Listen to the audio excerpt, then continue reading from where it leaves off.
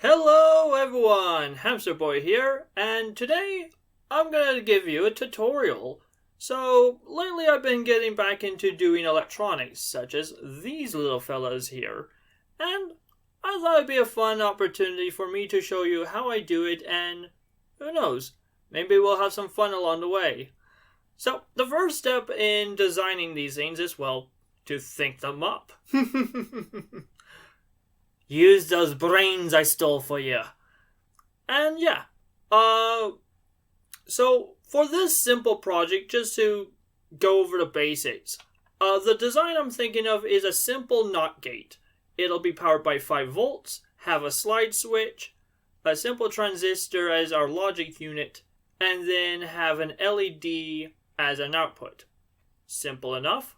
So, now that we have our basic design sort of thought of, and there's a lot more that goes on in the head than I can ever show you, so we move on to the actual phase I can show you is designing it on the computer. So with that, let's move over to the computer and I'll show you. Alright, so here we are in the wonderful land of simulation. Isn't it a beautiful thing? This is an online circuit simulator called Falstad. I'll have a link to it in the description, but yeah, no, this is really good. Like, okay, performance-wise, it's fine, but in terms of, like, what it can do and all the different toys and tools and techniques and things you can play around with, really, really good and extremely useful for me. I found it really great at being able to teach me basic fundamentals of electronics and all that. So, anyway, getting back on the main track here, let's design the simple little circuit we're going to be building. So, first of all, what are the components? Well, we'll need a power source, so a little battery here. Then we'll need a switch. I'll just draw one like that. We'll need a transistor, so I'll draw one something like that. And then we'll need an output, so an LED. So these are the basic components. Now we just need to hook them up somehow. So we'll first hook up the switch to the transistor. We can then hook the LED up to the battery like so. Move these guys over. And now we'll need some resistors so we don't blow the circuits. So, not a switch, a resistor. And then another resistor here. And just wire them up. And right, so here we have a basic circuit, but unfortunately when we run simulate, it doesn't really do too much. I mean, it works, but essentially when the switch is on, the LED's on, and when the switch is off, the LED's off. That's the opposite of what we want. We want a NOT gate. This is just a repeater. So, yeah, redundant circuit is redundant.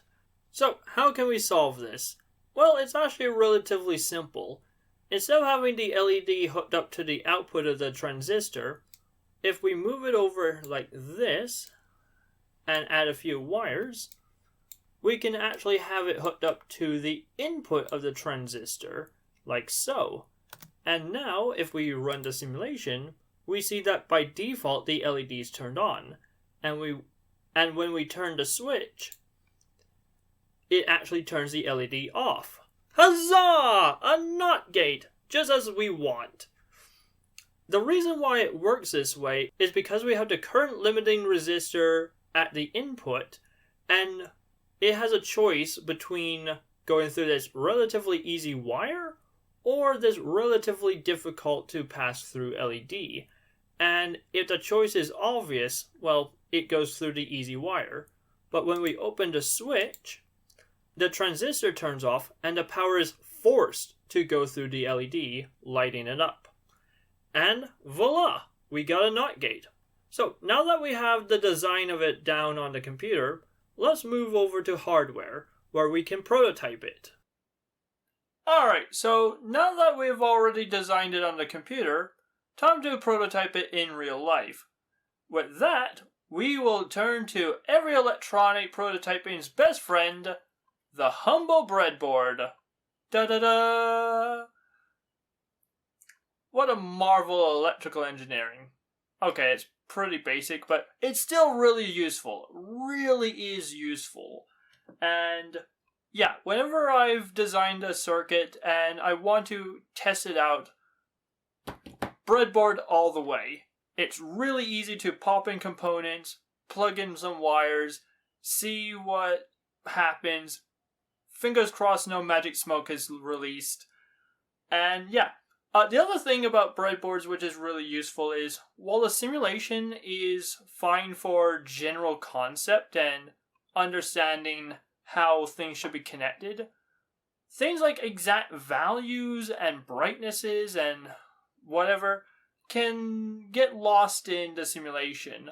Like, for example, the way the transistors behave is a little bit different in simulation than it is on breadboard. The other thing is resistor values. Exactly what value do I need to get a desired result? And there's a few other subtle nuances that happen in real life that don't happen in simulator, like parasitic resistance, for example. So, with all those said, I strongly recommend, whenever not sure about exactly what resistances you want, or you're testing out a new circuit you haven't designed before, breadboard, breadboard, breadboard. So, with that, let's get out some components. So, to start off with, let's get some, let's see, I got a tray full of parts, and we'll need a transistor, and then we'll need an LED.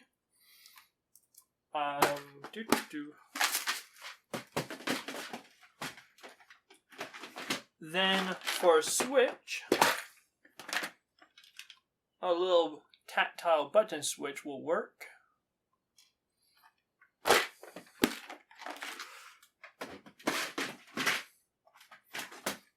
Now for resistors, I tend to I actually have two favorite resistor types.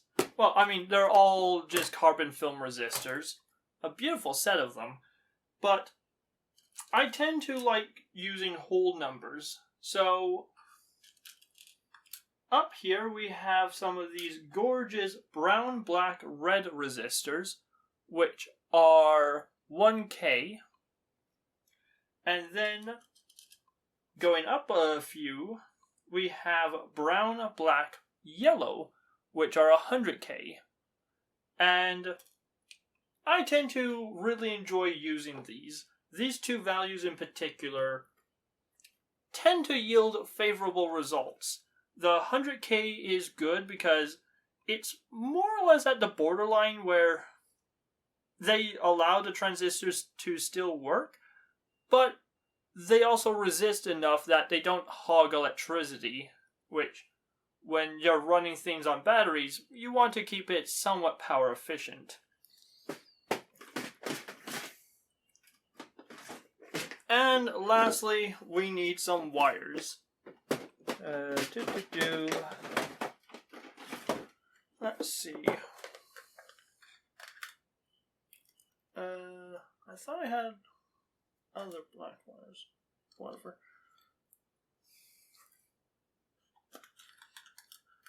You know what? Whatever. Ah, that's where it disappeared to. Losing parts all the time.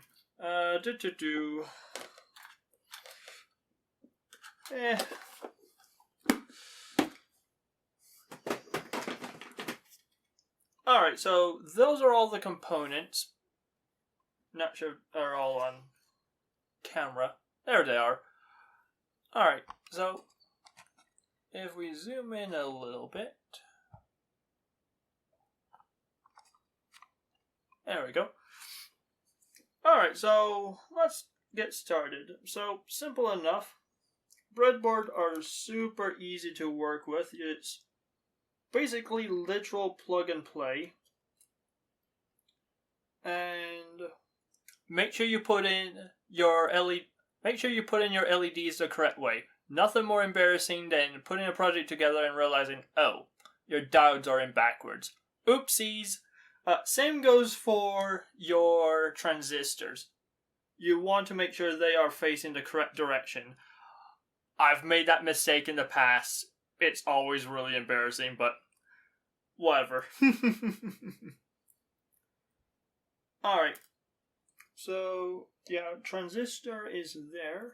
Then we have our high value resistor, which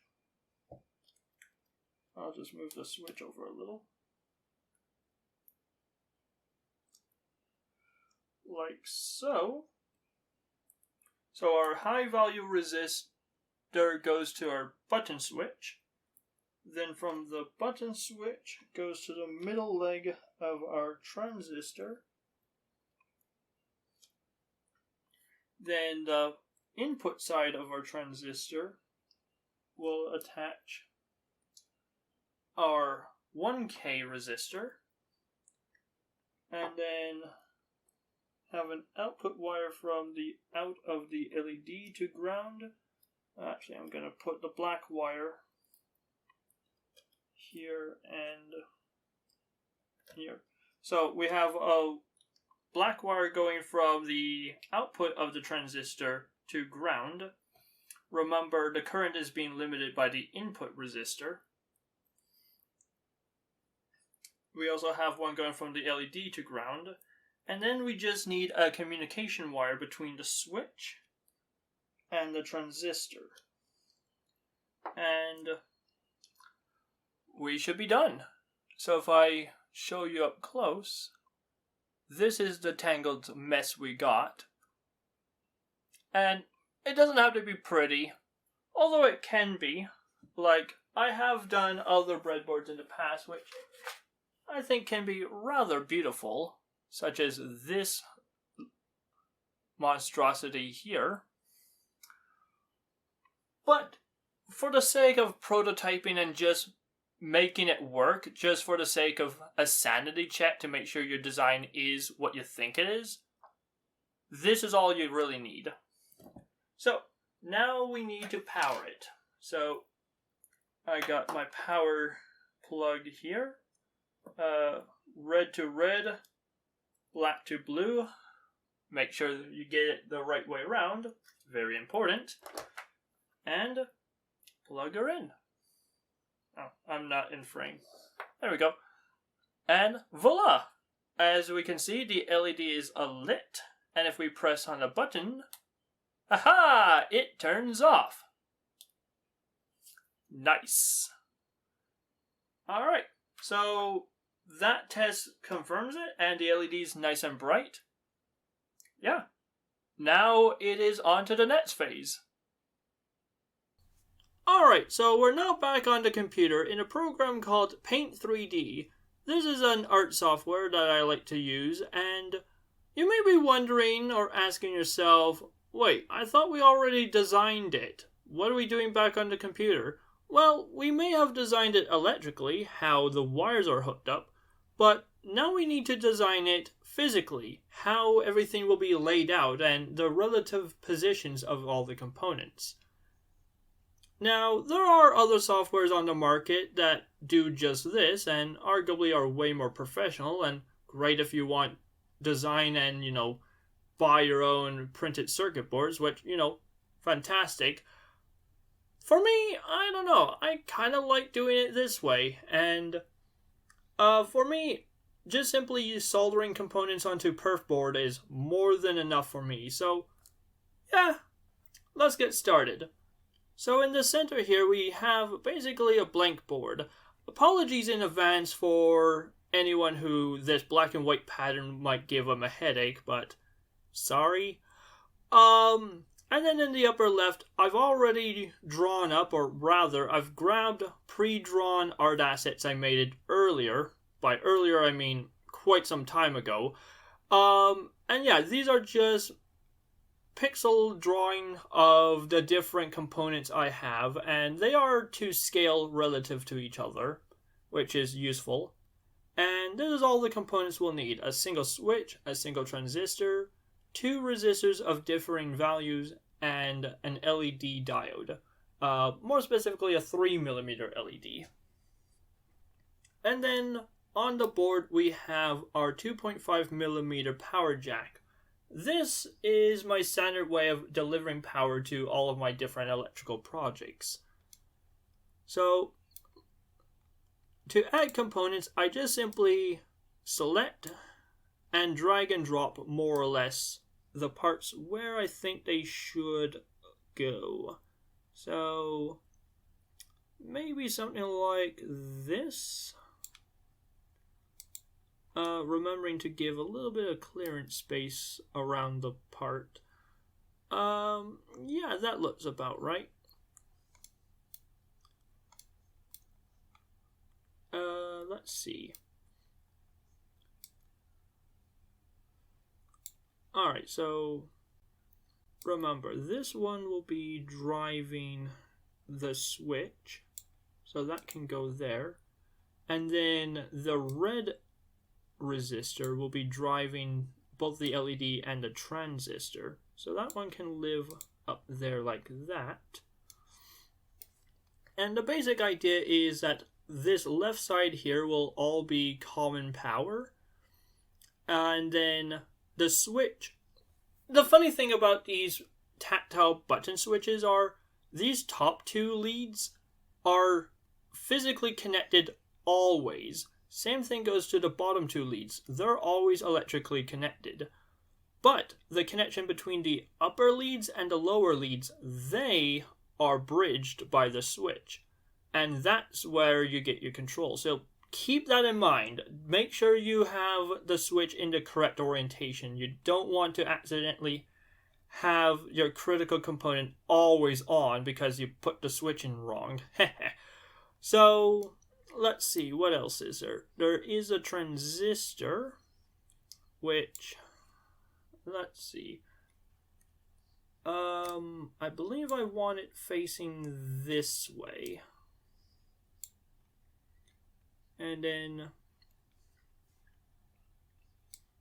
yeah, we can have it something like this.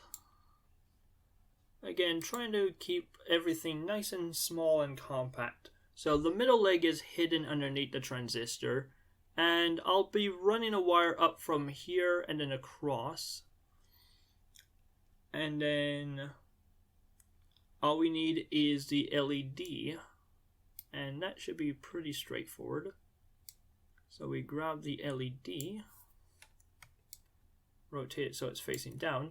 The little white mark here indicates the negative side of the LED. Similar to how regular diodes have a little silver stripe indicating their negative sides. And unfortunately, the LED physically does not fit next to the transistor. As you see, they physically overlap. So, okay, instead I'm going to rotate it 90 degrees vertically and actually place it up here. There we go. That way we don't just have the LED flopping in debris way out here, and we can make the board just that little bit smaller.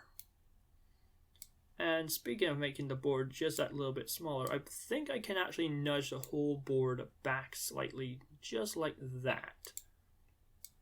And then clean up a little bit here.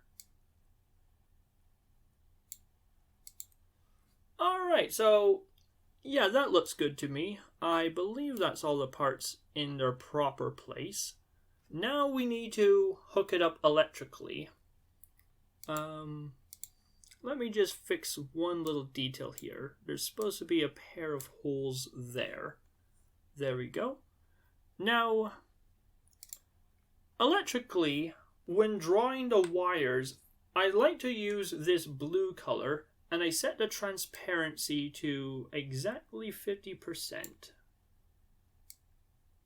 Like so. And then I simply just draw over top of everything, and that shows me where all the wires go and how everything will be hooked up. As a general rule of thumb, I tend to stick to the orthogonal grid. No diagonals, no trying to cheat my way between grid lines.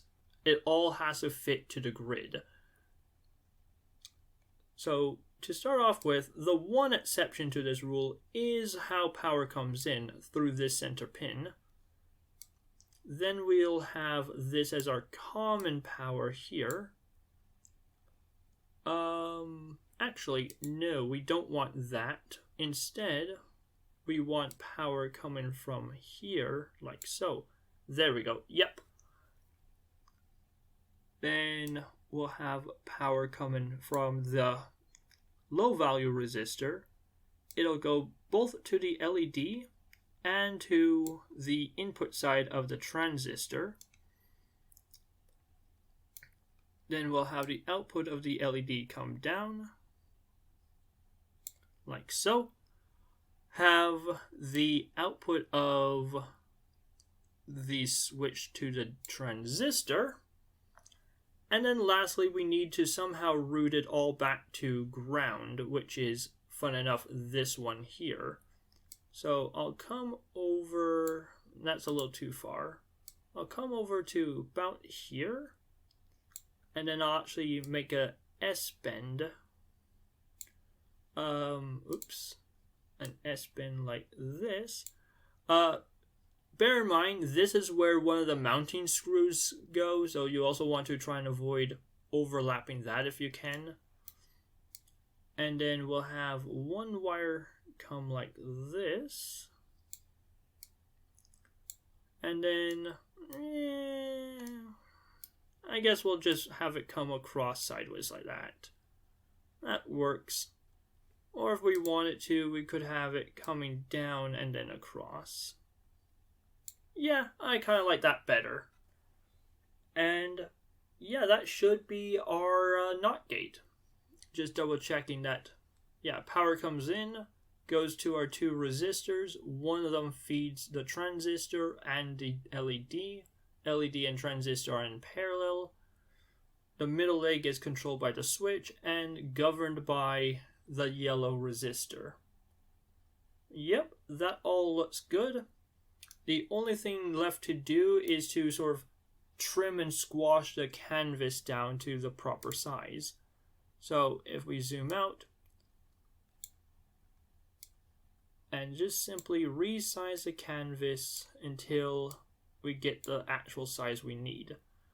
Now, for this design, by far the biggest object is the 2.5 millimeter DC power plug is the biggest object physically, so the height of the board will be dictated based on that. And let's see.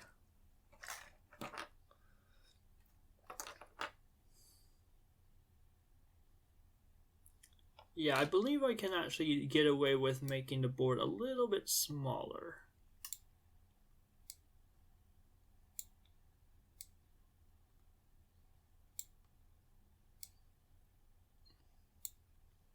Like so. And that is our circuit. Now I just need to save it. And now we get to move on to building the actual board in real life. Alright, so now that we have designed the board, it's time to move on to the fun part. Building the board! Yay! Well, fun for me at least. So, actually making the board is a 3-step process. 3, 4, 3.5, I don't know.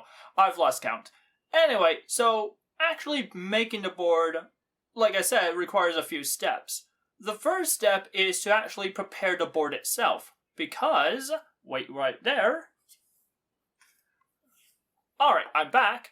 The board starts out looking something like this. This is not exactly the same board I've been using, but close enough.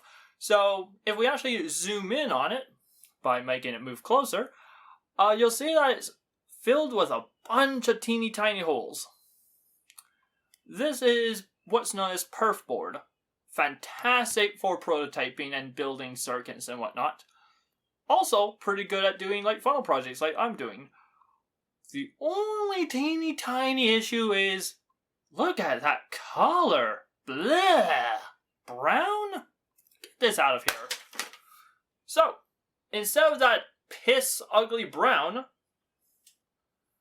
I've painted it green. Such a lovely shade. Oh, and when I say painted, no, I literally mean I use a can of spray paint. And it works. It really does work. Bear in mind, different paints behave differently, and not all paints will survive the soldering iron, so your mileage may vary. But for what this is worth and the aesthetic look, yeah, this green all the way. So, after making the board less ugly, we need to trim it down to size, because I ain't using this entire sheet. At least not for one single project. So, as you can see, there's a bit of a notch cut out here. This is actually a notch from a different project, but I digress. So, once we cut out the board, we'll have something that looks sort of like this. And yeah, it's teeny tiny. The hole you see here is also for mounting the 2.5mm power plug. Alright, so that's step 1, trimming the board and making it less ugly. Step 2 is to populate the board with components. This will be a bit of a time-consuming step, a little bit tedious, so I may fast forward through this, but we'll see. Cue montage.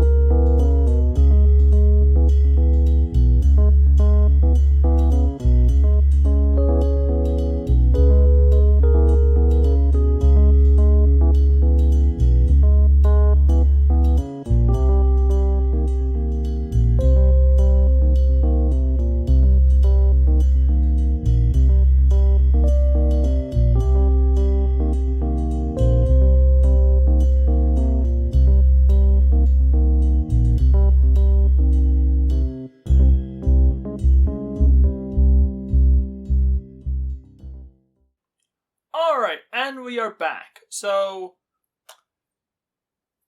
far what I have done is I mounted the power plug onto the board and attached it with a few fasteners. And the bottom of the board looks like this so far.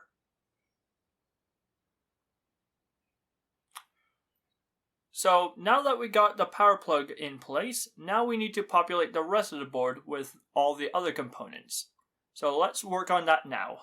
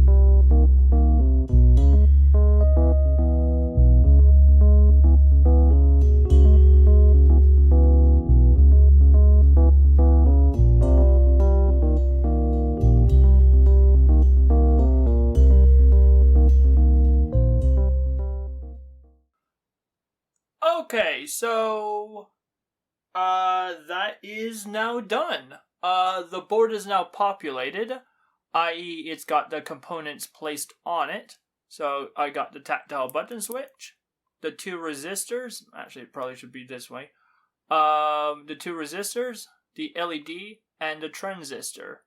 And then on the back side, we can see how I took all the through-hole leads and just simply bent them around to create the wiring that will become the rest of the circuit. Now all I need to do is solder it together. So we'll do a quick jump cut. I'll get the soldering iron set up and all of my other things ready to go. And yeah, we'll be right back in a moment. Alright, and we are back. So I got my board set up. I got some soldering wire. I got my soldering iron. I have this little cube set up to hold my board in place. I got my scrubber sponge. I got a fan to help blow out the bad smell. And yeah, I basically got everything I needed. Oh, and also a piece of paper so that any solder splatter goes on it, not my good table. Yay! Oh, and just for anyone who is wondering, yes, I am using the hippie solder, lead-free, because contrary to popular belief, I actually do enjoy the land of the living. So, there's that. Alright, so all I need to do is turn the iron on. Then we can zoom in on the board. And that should do. There we go. Also, it helps to open a window. There we go.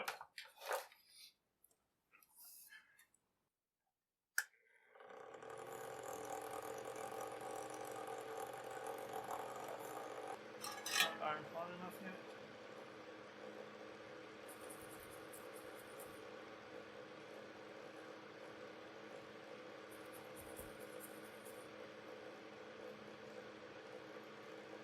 Alright, so now we got a nice toasty warm iron. Now it's just a simple case of soldering the connections together. I guess I might as well start with this nice long lead.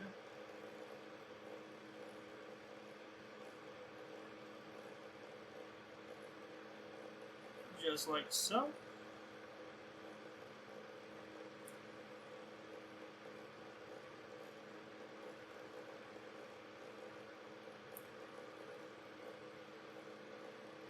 That's number 2.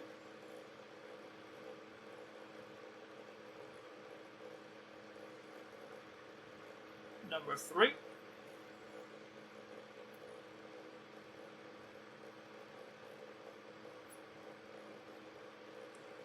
Number 4.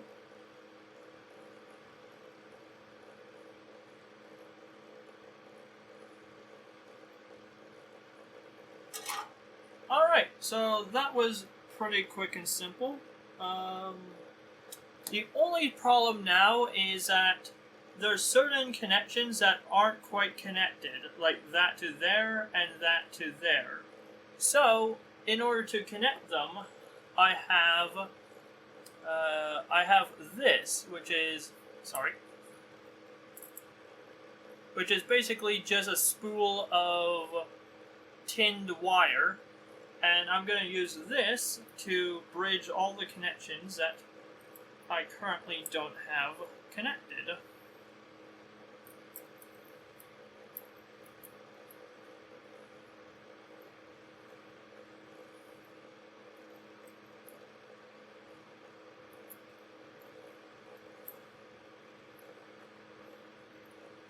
You know what? That's good enough.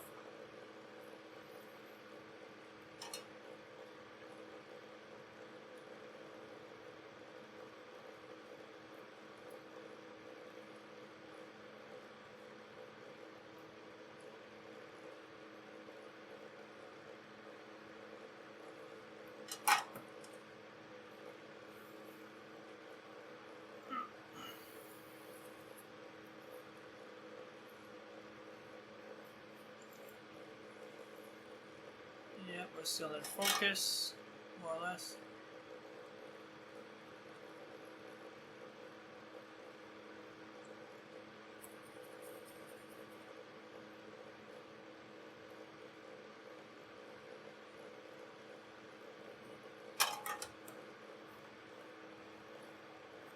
Alright, so that's one connection made.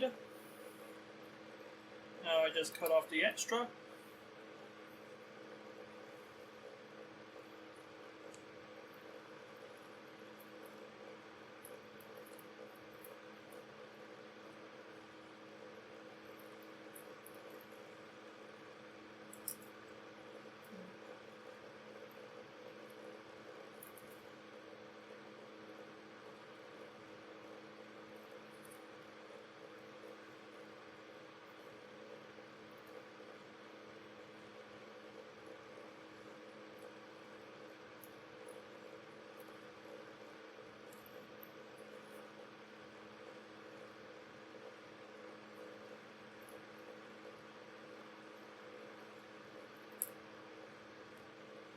Good enough. Alright. And now we finish soldering the rest.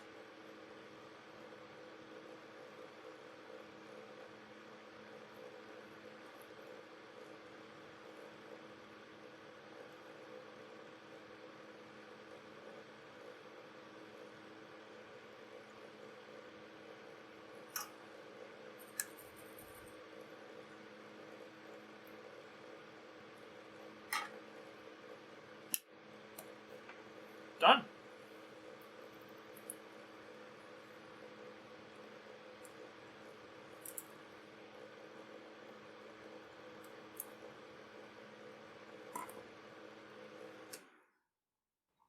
All right, and we are done.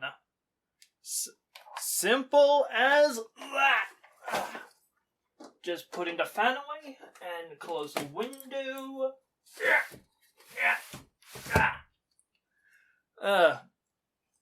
Heavy window.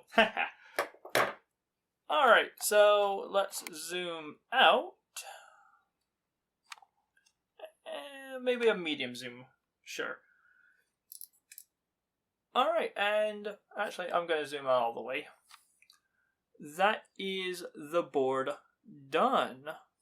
All the components are soldered on. And I added a few extra wires where to the power plug where my wires weren't quite long enough. And yeah, all the components are on the front face of the board. Alright, moment of truth. Will it work? Fingers crossed.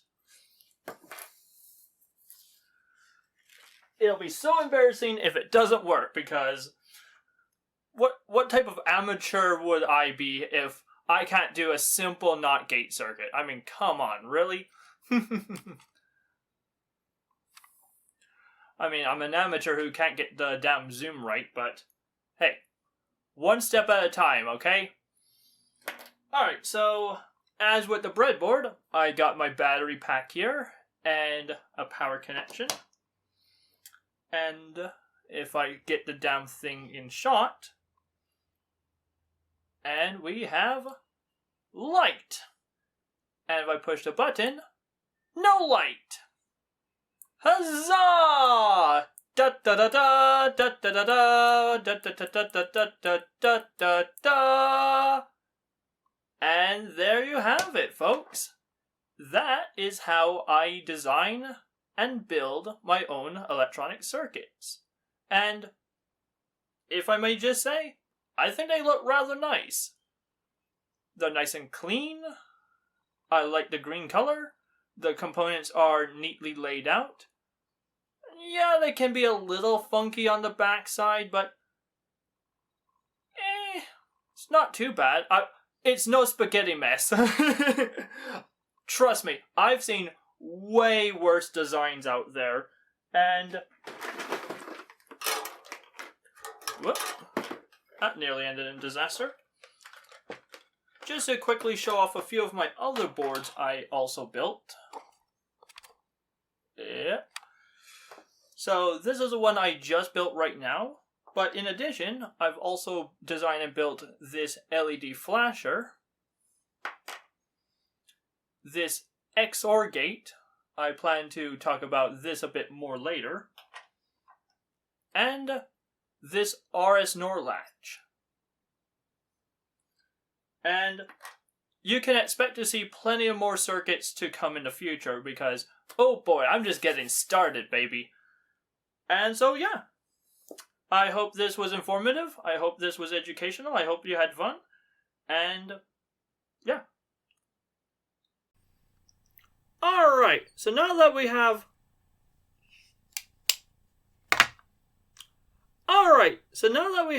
the board basically complete, all we need to do now is just add a few little touches.